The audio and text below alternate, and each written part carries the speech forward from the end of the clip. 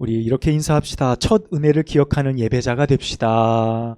첫 은혜를 기억하는 예배자가 됩시다. 감사합니다. 자, 우리가 계속 예배자 시리즈의 말씀을 계속 나누고 있습니다. 우리가 가인과 아벨의 예배를 시작으로 노아, 아브라함, 이삭을 거쳐서 오늘 야곱의 예배를 살펴보려고 합니다. 우리가 지금 열거한 또 함께 나누었던 여러 사람들의 어떤 예배의 모습, 태어난 시기도 그들의 환경도 모두 달랐지만 그들은 모두 한 하나님, 동일한 하나님 앞에 예배했다는 동일한 조건, 그것을 가지고 있습니다. 그들이 어떻게 하나님 앞에 예배했는지, 그들이 예배했던 예배와 지금 우리의 예배가 동일한 예배로 우리가 그들의 예배를 살펴보며 우리의 모습도 함께 발견하는 귀한 시간 되어줬으면 좋겠습니다. 오늘 우리가 만날 야곱, 그는 어떤 예배자였을까요? 야곱의 인생을 보면 참 재미있고, 야곱의 인생은 어떻게 보면 창세기의 이야기 가운데 아브라함보다 더 많은 장수를 할애할 만큼 야곱이라는 사람은 요셉의 인생과 더불어 창세기 50장 거의 끝까지 야곱이란 이름이 계속 줄지어 나오는 것을 볼 수 있습니다. 특별한 인물이었던 것은 확실하고, 이 야곱이란 인물이 결국 이스라엘이라는 이름으로 바뀌며 그가 이스라엘이라는 전체의 나라, 하나님의 언약의 백성이라는 가장 그 이름을 얻게 되어지는 사람으로 우리에게 기억이 됩니다. 자, 이런 사람, 그가 드렸던 그의 예배, 그 예배는 무엇이었을까요? 오늘 그 예배, 그가 드린 예배를 통해 우리의 예배도 함께 점검하는, 또 나의 예배를 온전히 바르게 세워가는 복된 시간 되기를 주님의 이름으로 축원합니다. 성경에는 참 많은 이야기들이 있습니다. 우리가 성경을 읽으면서 때로는 재미있게 읽는 말씀 거의 대부분이 이야기 형식으로 되어져 있어요. 그래서 성경의 내용의 거의 70%가 이야기 형식으로 되어져 있습니다. 그래서 우리가 성경을 읽을 때 많은 이야기거리들을 우리가 하나님을 통해 말씀을 볼 수 있어요. 하나님이 우리의 삶에 어떻게 다가오시고 인간의 한 사람을 선택하셔서 그의 인생을 어떻게 이끌어 나아가시는지 성경은 그 삶의 스토리를 쭉 펼쳐주시는 것을 볼 수 있습니다. 아브라함으로부터 시작된 이스라엘의 역사, 그의 아들 이삭, 그리고 그의 아들 야곱으로 이어지는 재밌는 이야기이죠. 오늘 그 이야기 가운데 우리가 예배를 발견하길 원합니다. 우리가 야곱의 이야기를 모두 다 다룰 수는 없지만 제가 간략하게 야곱의 이야기를 함께 여러분과 함께 나누려고 합니다. 형의 장자권, 그것이 그의 삶에는 최종적인 목적이었어요. 쌍둥이로 태어났지만 둘째로 태어나서 그가 아버지의 축복을 받길 원했지만 장자의 축복은 그의 몫은 아니었습니다. 사냥터에서 돌아온 지친 형에게 팥죽과 떡으로 에서를 유혹하게 되고, 에서는 장자권을 가볍게 여기는 마음으로 동생에게 그것을 팔아버리게 됩니다. 그리고 그 이후에 이삭인 아버지의 축복을 받기 위해, 눈이 멀었던 이삭을 속이기 위해 형의 옷을 입고 염소털을 팔에 붙이고 어머니 리브가와 함께 탁 둘이 결탁을 해서 아버지의 축복을 가로채는 이 야곱의 모습을 볼 수 있습니다. 그 이야기, 그 아버지의 축복을 가로챘다는 소식을 듣고 에서가 동생을 죽이겠다고 이야기를 하죠. 그러면서 어쩔 수 없이 어떻게 합니까? 삼촌, 외삼촌 라반의 집 하란까지 멀고도 먼 길을 홀로 떠나게 되어집니다. 얼마나 갔을까요? 해가 저물 무렵 야곱이 피곤하고 지쳐서 어쩔 수 없이 들에 누워버립니다. 깜깜한 밤이 되었고 들짐승이 사방에 널려있는 그곳에 돌을 베고 잠을 자죠. 그 사막 한가운데서 하나님께서 그를 만나주시는 장면이 창세기 28장 12절에서 15절까지의 말씀이에요. 사닥다리가 하늘로부터 쭉 연결되어진 것, 천사가 오르락내리락하는 장면을 이 야곱이 보게 되어집니다. 그리고 이곳이 하나님이 계셨구나. 이곳이 하나님의 집이구나. 그래서 그곳에서 자기가 잠을 깨어 아침에 일어나서 베던 그 돌을 세워놓고 거기에 자기가 가지고 있던 엽이죠. 당시에는 화폐가 없었으니까 병에다가, 우리 병 같은 곳에다가 기름 담아갔는데 그 기름 깨트려서 하나님 앞에 서원해요. 처음으로 그곳에서 하나님을 부르게 됩니다. 야곱이 하나님 앞에 어떻게 보면 예배를 드리면서 처음으로 아뢰었던 간절한 기도는 이거였습니다. 하나님, 제가 가는 길 속에 먹을 것을 주십시오. 굶지 않게 해주십시오. 먹을 것과 입을 것을 주시고 제가 나중에 다시 아버지 집으로 돌아올 수 있도록 해주십시오. 이것만 해주신다면 제가 하나님을 믿겠습니다. 하나님을 섬기겠습니다. 그리고 제 삶의 수입의 10의 1조를 하나님 앞에 드리겠습니다. 이렇게 서원하는 기도의 제목을 하나님 앞에 고백합니다. 어찌 보면 야곱이란 사람이 처음으로 스스로 하나님 앞에 예배한 첫 기록이 바로 이 베델의 사건이라고 할 수 있어요. 예배의 형식은 전혀 갖춰져 있지 않습니다. 그가 양을 드린 것도 아니고 그가 짐승을 바쳐 드린 것도 아니었어요. 그가 드릴 수 있는 것은 제단도 없었고요. 그냥 돌베개 위에 자기가 가지고 있던 전부였던 기름병 하나 깨트려서 쏟아 드렸어요. 그것이 전부였죠. 가치로 본다면 별것 아닐지 모르지만 그가 베델에서 처음으로 하나님을 예배하고 하나님 앞에 예물을 드리고 마음을 드렸던 것이 첫 번째 예배의 모습이었습니다. 하나님은 그 베델의 첫 번째의 야곱의 예배를 기쁘게 받으셨어요. 그리고 그를 축복하여 주십니다. 그에게 첫 번째 은혜를 경험케 해주세요. 야곱이라는 인생을 우리가 살펴보면 우리와 참 닮은 점이 많다, 이런 생각 해보게 됩니다. 여러분, 인생 살다 보면요, 인생의 가장 어렵고 힘든 순간을 누구나 다 겪습니다. 많이 가졌다고 해서 그 일을 피해가는 것도 아니고요, 적게 가졌다고 늘 그 상황에 놓여지는 것도 아니에요. 인생은 반드시 어려움을 겪게 되어집니다. 여러분, 그 어려움에 우리는 하나님을 만날 기회를 얻게 되어진다는 거예요. 야곱이 부모의 품에 있고 이삭의 품에 있을 때는 그저 잘난 아들이었지만 홀로 떨어져 나왔을 때 하나님을 찾게 되어질 수밖에 없는 환경 가운데 놓여질 때, 사실 그 환경이 그에게는 너무나도 어려움이었지만 하나님을 만나고 예배할 수 있는 복된 자리였다는 사실 또한 부인할 수 없는 겁니다. 여러분, 야곱의 삶도 우리의 삶도 크게 다르지 않다는 것을 보여줘요.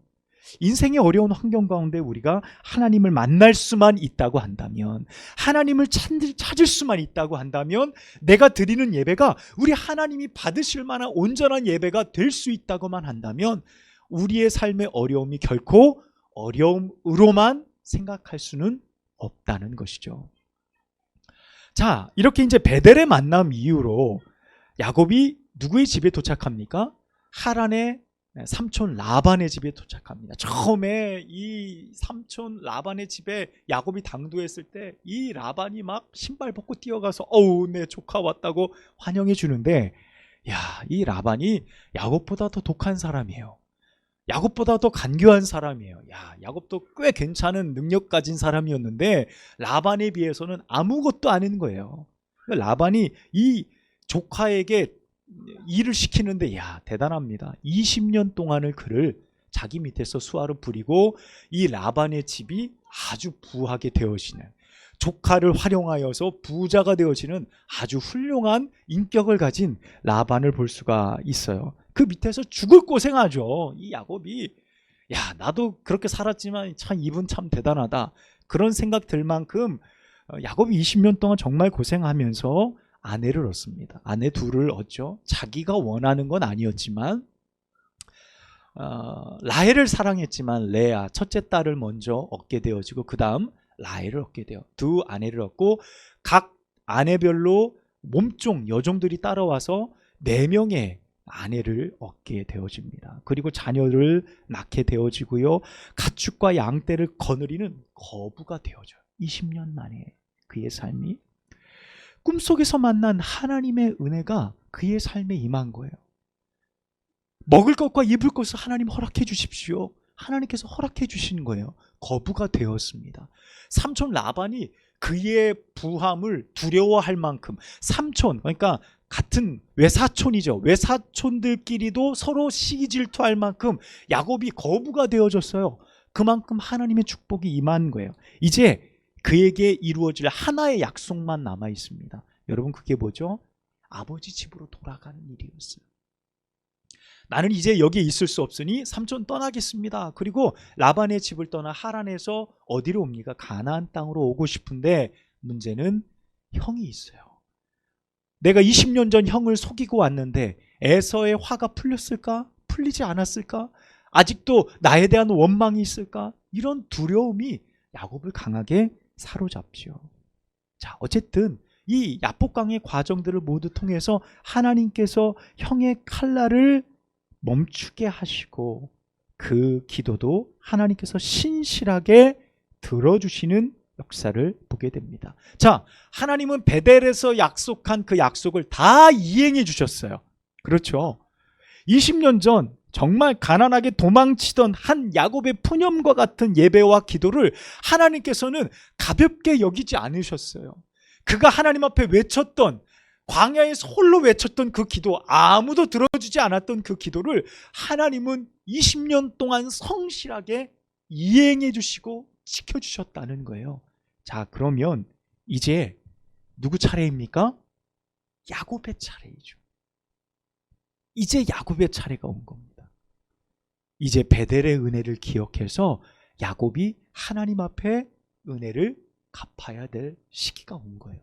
여러분, 그런데 성경의 어느 곳에 보아도 야곱의 반응이 없어요. 야곱의 반응이 나와 있지 않습니다. 인생 역전, 20년 만에 힘든 일이었지만 그의 삶이 다 바뀌고 축복의 상황으로 바뀌었는데 야곱은 형과 화해하고 나서 형과 떨어져서 어디로 정착해 사냐면 세겜이란 땅으로 가게 됩니다. 세겜 땅으로 가요. 여러분, 세겜 땅으로 그곳에 정착한 이유, 그게 뭐가 문제일까요? 이렇게 생각할 수 있어요. 그런데요, 여러분, 당시의 세겜 땅은 굉장히 거부였던, 부자였던, 그 다음 야곱의 자녀들이 보기에도 꽤 괜찮은 동네였어요. 살만한 동네, 볼거리, 즐길거리, 많은 사람들이 모여서 살만한 괜찮은 동네였습니다. 그 동네에 정착해서 야곱은 살기를 원했거든요. 근데 문제가 뭡니까? 그곳에서 야곱의 딸이 어려움을 당하죠. 욕보이는 사건이 일어나게 되고 세겜에 있는 추장의 사람들과 문제가 생기고 그 디나의 오라비였던 시므온과 레위가 거기에 있는 사람들을 다 칼로 죽이잖아요. 할례 받았을 때 막 고통 중에 있을 때 그들을 들어가서 막 다 죽이고 어려움을 당하게 돼요. 더 이상 세겜 땅에 머무를 수 있는 상황이 되어지지 않아요. 야곱이 거기에서 도망쳐 나와요. 자, 이 모습을 통해 야곱의 삶, 별것 아닌 것 같지만 하나님께서 그의 삶에 도우시는 역사들이 여전함을 볼 수 있습니다. 여러분, 야곱에게 하나님이 축복하신 것, 먹고 입고 지낼 수 있는 물질적인 축복만이 아니에요. 여러분, 베델에서 하나님 앞에 약속했던 그 서원조차도 하나님이 그에게 지킬 수 있도록 이끄시는 것을 볼 수 있습니다. 여러분, 그게 무엇입니까? 바로 세겜의 고난이에요. 세겜에서 그가 잘 먹고 잘 살고 잘 정착해서 자녀들도 거기에 있는 사람들과 통혼하고 그렇게 자리 잡고 살면 인간적으로 아무 문제가 없어요. 행복할 것 같아요. 그런데 하나님이 세겜에서 고난을 주시는 거예요. 그곳에서 어려움을 주시는 거예요. 왜 이런 일이 내 삶에 일어날까? 왜 이런 고난이 일어날까? 그 밤에 하나님이 야곱을 찾아오시죠. 야곱아, 20년 전 네가 이 베델에서 나를 만났고 네가 나에게 깨뜨렸던 그 기름병의 예배, 그것을 내가 기억한다. 너의 서원대로 내가 너를 축복하여 주었으니 이제 야곱아, 네가 나에게 그 약속을 지킬 차례라는 거예요. 지킬 차례. 그때 야곱이 뭐라 그랬습니까? 이곳에서 내가 하나님 앞에 제단을 쌓겠다 그랬거든요. 하나님이 나로 다시금 이곳으로 돌아오게 하시고 나를 그렇게 축복해 주신다면 하나님, 제가 이곳에 하나님이 집이 되게 할 겁니다 라고 서원했던 그 약속이 있었거든요. 20년 전 처음 받았던 그 은혜를 하나님께서 다시금 야곱의 삶에 상기시키는 것을 볼 수 있어요. 여러분, 세겜의 고난이 아무 이유 없이 찾아온 것이 아니죠. 34절, 15절에서 17절 말씀에 보면 이제 야곱이 더 이상 세겜에 머무를 수 없어요. 그래서 35장, 오늘 본문의 말씀으로 이어지는 거예요. 35장 1절에 보면 뭐라고 그럽니까? 야곱이 번뇌하는 모습을 볼 수 있어요. 그때 하나님이 야곱을 찾아오셔서 내 형 에서의 낯을 피해 도망가던 때를 생각하고 그곳에서 내게 제단을 쌓으라, 예배를 드려라, 네가 약속했던 것을 이행하라, 네가 그렇게 믿음으로 살겠다, 하나님으로 살겠다 약속한 그 약속을 이행하라 라고 하나님께서 말씀하세요. 여러분, 그런데요, 야곱이 세겜 땅에 정착했다고 제가 말씀드렸잖아요. 그런데 세겜 땅에서 하나님 앞에 예배를 드리지 않은 게 아니에요. 세겜 땅에서도 제단을 쌓았습니다. 그곳에서 제단을 쌓고 하나님 앞에 예배를 드렸어요. 그런데 하나님께서는 어디로 가라는 거예요? 베델로 가라는 거예요. 그곳이 아니라는 거예요. 나에게 처음 약속했던 그곳에 가서 온전하게 그 약속을 지키라 라고 말해요. 처음 약속했던 그것, 내 편의에 맞게 합리화시키지 말고 네가 생각할 때 이렇게 해도 되겠지, 이 정도는 괜찮겠지 라고 말하지 말고 처음 너가 나에게 말했던 대로 그 약속대로 내게 이행하라 라고 말씀하시는 겁니다. 야곱이 세겜에 머무른 가장 큰 이유는 베델보다 살기 좋은 환경이기도 했고 자신의 명성에 걸맞는 환경 때문이기도 했고 자녀들도 그것을 좋아했어요. 왜냐하면 야곱의 딸 디나가 세겜에 있는 거기 문화를 구경하러 나갈 정도였으니까 와, 여기 괜찮은 동네인데 라는 겁니다. 여러분, 이미 야곱은 하나님이 주신 그 축복 가운데 하나님으로 풍성해진 게 아니라 하나님이 주신 그 축복으로 타락하는 삶을 살고 있었어요. 여러분, 대목이 나옵니다. 그것이 무엇입니까? 야곱이 이제 제단으로 올라가자, 베델로 올라가서 거기서 제단 쌓자 라고 이야기할 때 오늘 35장 2절 말씀 보세요. 야곱이 이에 자기의 집안 사람들과 자기에 있는 모든 사람들이 이야기할 때 너희 중에 있는 뭘 없애라고요? 이방 신상들을 버리고 자신을 정결하게 하고 너희의 의복을 바꾸어 입으라. 4절 말씀 보십시오.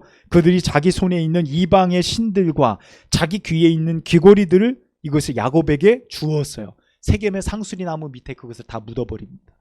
여러분, 야곱이 방관하고 있었죠. 풍성한 거예요. 넉넉한 거예요. 그런 이방 신상들 개인적으로 하나씩 다 가지고, 드라빔인 거죠. 드라빔. 여러분, 야곱의 아내였던 라헬이 자기 아버지 집에 있던 신상, 개인 신상 그거 가지고 훔쳐 나오잖아요. 드라빔입니다. 드라빔. 그 사건도 나오잖아요. 그 모든 것들을 다 지니고 있는 야곱의 환경이 지금 하나님 앞에 약속을 이행할 만한 환경이 전혀 아닌 거예요. 하나님이 부어주신 축복이 오히려 그에게 독이 되어졌어요. 세상의 문화에 동화되어진 그들의 자녀와 그들의 환경을 볼 수 있는 겁니다. 하나님은 지금 그의 환경을 바꾸어 놓으라는 거예요. 바꾸어서 거룩함으로 너의 약속을 다시금 지키라 라고 그에게 말씀하십니다.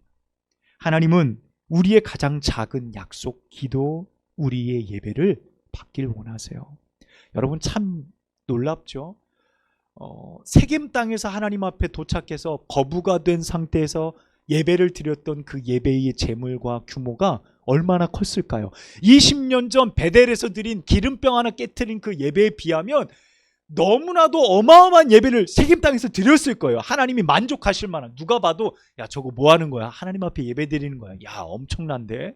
규모가 대단한데? 20년 전 예배 드린 그 베델의 예배는 아무것도 아닌 것 같아요. 그런데 하나님은 어떤 예배를 기억하신다고요? 어떤 예배를 받으셨다고요? 가장 가난하고 별 볼 일 없었던 야곱, 거지처럼 도망치던 그의 예배를, 20년 전 그 예배를 하나님은 받으셨다는 사실이에요. 여러분, 우리의 예배, 하나님이 기뻐하시는 예배는 무엇입니까? 넉넉한 환경과 재물이 문제가 아니에요. 하나님 앞에 화려하고 풍성한 예배를 올려드리는 것이 주된 목적이 아닙니다. 하나님은 우리에게 말씀하시죠. 내가 가장 비천했을 때, 네가 가장 비천했을 때 내가 내게 베푼 그 은혜를 기억하여 베델로 올라가 예배하라 라고 말씀하시는 것입니다. 하나님의 관심은 또한 여기서 끝나지 않죠. 그의 이름을 바꾸어 주시죠. 다시 한번 네 이름이 야곱 속이는 자이지만은 이제 내가 너를 야곱이라고 부르지 않겠다, 이스라엘이라 부르겠다라는 것은 무엇입니까? 이제 하나님께서 야곱의 정체성, 네가 앞으로 살아갈 삶의 정체성은 이것이다 라고 말씀해 주시는 거예요. 속이는 자의 삶이 아니라 이제 세상의 사람들이 그렇게 다 살아가는 삶으로 살아가지 않고 너는 이제 이스라엘로 살아가라는 거예요. 너는 이제 이스라엘답게 살아가라. 이스라엘의 이름답게 너의 행동을 결정해라 라고 하나님께서 말씀하시는 것입니다. 하나님은 우리와 함께 언약을 맺은 그때의 자리를 결코 잊지 않으십니다. 그것이 성대한 언약의 사건이 아니라 오늘 야곱처럼 아무도 없는 광야 한복판에서 드려진 작은 갈급한 자의 예배, 별 볼 일 없는 예배일지라도 하나님은 그 예배를 기쁘게 기억하고 계심을 믿습니다. 사랑하는 여러분, 하나님께서 처음 여러분에게 은혜를 베푸셨던 자리를 여러분 기억하십니까? 여러분, 그때가 언제였습니까? 그때에 비해 여러분의 삶이, 여러분의 환경이, 여러분의 예배가 풍성해졌습니까? 넉넉해졌습니까? 여러분, 더 진실해지셨습니까? 더 간절해지셨습니까? 아니면 외형적으로 더 많이 갖추어졌습니까? 외형적으로 더 많이 풍성해졌습니까? 더 안전해졌습니까? 여러분, 어느 것에 해당해요? 처음 가졌던 간절함과 진실함을 우리가 잊어버렸다고 한다면 여러분, 우리의 예배는 다시 베델로 돌아가야 되는 거예요. 처음 입었던 그 은혜의 예배의 자리로 다시금 돌아가야 되는 거예요. 변질된 나의 삶의 모습을 다 버려야 되는 거예요. 제하여 버리라. 이방신들, 내가 가지고 있던 나의 삶의 즐거움의 조건들을 다 내어놓고 처음 그 자리로 다시금 돌아가 하나님 앞에 예배하는 삶을 살아가야 한다는 사실입니다. 주님은 분명 야곱에게 하셨던 것처럼 우리의 인생에도 놀라운 계획과 이끄심을 가지고 계심을 믿습니다. 하나님께서 기억하고 도우시듯 우리 역시 하나님의 은혜를 잊지 않고 기억하며 내가 갚아야 될 하나님의 은혜의 자리 가운데 서서 하나님 앞에 온전히 예배할 수 있는 우리의 삶이 되기를 간절히 소망합니다. 야곱이 베델로 올라가자라고 외쳤던 것처럼 우리도 우리의 삶에 베델로 올라가 하나님 앞에 온전히 예배하는 복된 예배자들이 다 되시기를 주님의 이름으로 축원합니다. 기도하겠습니다. 하나님 아버지, 연약한 우리의 삶에 우리의 예배를 기억하시며 별것 아닌, 아무것도 아닌 우리의 삶을 복되게 하셔서 참된 예배자로 설 수 있도록 축복하여 주시니 감사합니다.